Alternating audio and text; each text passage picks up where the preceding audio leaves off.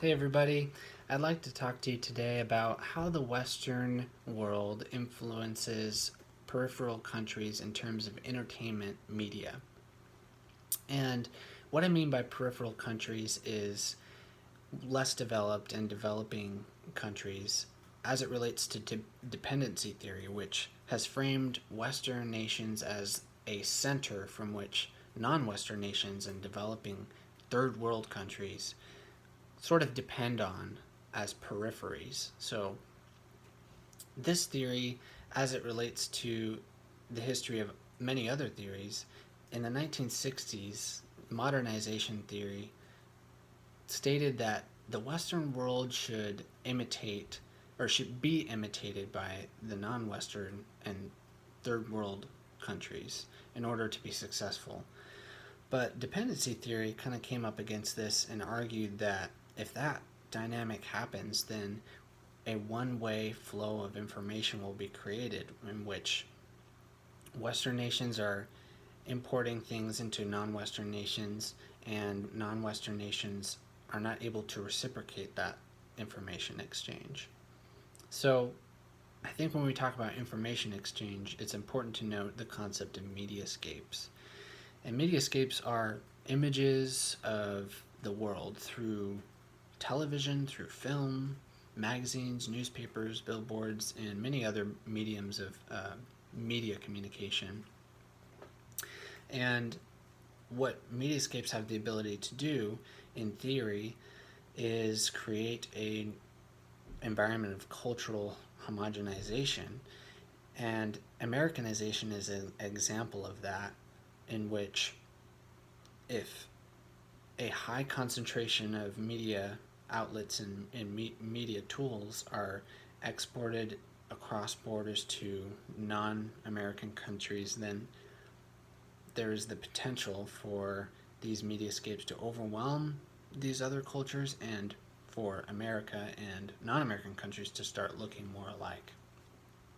And so along those lines, cultural imperialism and media imperialism come into play. And the idea of these theories is that Western culture and ideologies are they're dominant of non-Western and periphery countries, and that traditional culture in these less developed worlds is lost as a result of the high influx of Western cultural products. And it causes this one way street, so to speak, of information exchange. Now, as we look at the research, there is evidence that American television programs in peripheral countries are less popular than the locally produced television programs or media content if the if the media content in local countries is available. If they're able to produce themselves, then it's often more popular than outside competitors. And we see examples of this through kind of the ideology that one Iranian parent, when surveyed, kind of expressed the sentiment that when their children watch American films like The Little Mermaid, it doesn't mean that they necessarily think like an American after watching them. And this point verifies the reality that non-Western viewers retain their ability to critically evaluate what they consume. And contrary to cultural imperialism theory and media imperialism theory, foreign audiences, have the ability to recontextualize, reconstruct, and reinterpret through their own lens and through their own cultural meaning. And so it's not necessarily this dynamic of swallow and follow. Now, foreign audiences have the power to resist by process of mediation, and this process includes negotiating one's own cultural values and ideologies and practices and putting them up against what they're faced with and deciding, okay, which way are we going to, conform or be lenient on, or which things are we going to push out and not even budge on. And so, despite heavy concentration of American and Western content flowing into peripheral countries, what we see is that peripheral countries, if they're developing, have this ability to locally produce their own entertainment products, and they often win over outside competitors. According to UNESCO, in 2001, about 92% of TV programs were domestically produced in India and Korea, which was the highest amount in the world at the time. And telenovelas are Latin soap operas.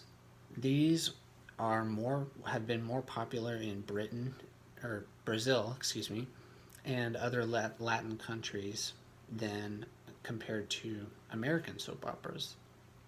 And in Ghana, for example, they've produced their own horror films, which are more popular than their outside American horror films that are imported. And so what we see is that when there's an ability to produce locally, that's often the choice more than the external source of media content. Now, we also do see Western impact significantly in non-Western nations. India, for example, has come to adopt the game of cricket, which was originally Britain's sport. It's the sport that originated in Britain, and Britain were India's colonizers. And so today we see India profiting from cricket more than any other country in the world has profited from this sport. They've utilized it as a source of economic and global decision making leverage with other countries. And so what we see is an aspect of Western culture influencing a non-Western culture, and it turns out to be positive for their entertainment, the peripheral country. Another example from India is Bollywood. And Bollywood is a complex stream of Indian cinema that combines Indian culture and ideologies with Hollywood culture and ideologies.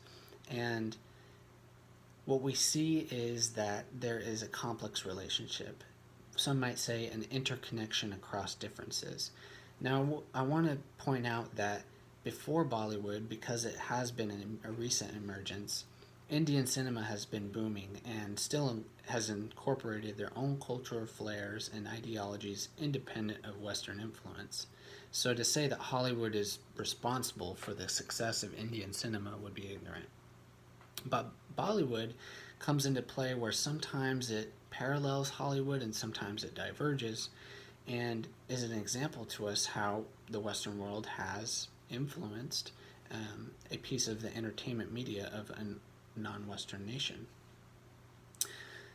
Further examples of how U.S. television impacts foreign audiences is shown in a number of studies that looked at how beliefs, attitudes, values, and behaviors were affected after being exposed to U.S.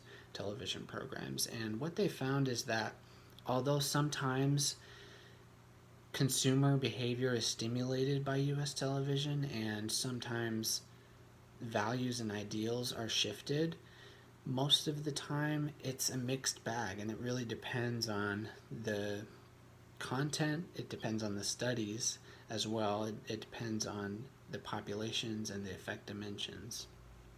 So what we can see is that sometimes U.S. television, when aired in developing countries, has stimulated and caused change in their entertainment behavior, but it's hard to say that it's a universal effect.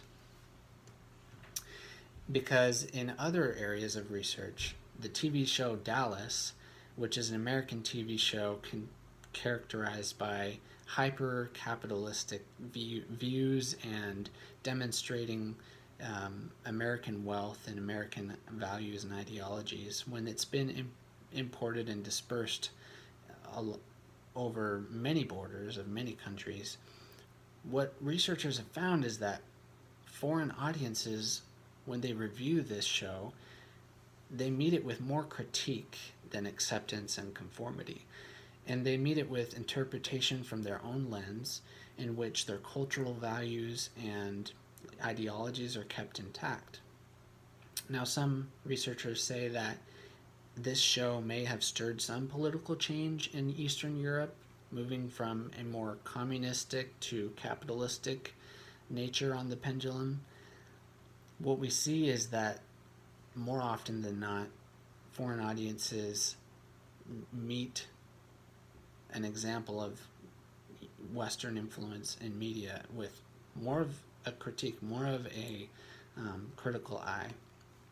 So, in this view, globalization has provided peripheral and less developed countries opportunity to actually produce their own content, their own cultural products, and develop their local economies and national cultural content in competition with outside Western influence and products from America, the UK, and other strong, dominant Western nations. So, Westernization is only a portion of the globalization conversation in terms of media and entertainment. So, when local entertainment media in peripheral countries is available and developing, it often wins over Western content. So perhaps what we might say is that the less the developed media is in a country, the more susceptible to influence from outside media it is. But what we can say is that Western media influence may not be as strong as many Westerners may think, myself included. And I think what I've learned through this is that transnational global exchange of media is more complex than I realized. And my own ethnocentrism led me to believe that Western media culturally imperializes most of the developing world, when in fact it is often resisted. Thank you for watching. I hope you have learned something from this, and I hope that you have a good rest of your quarter. Thank you.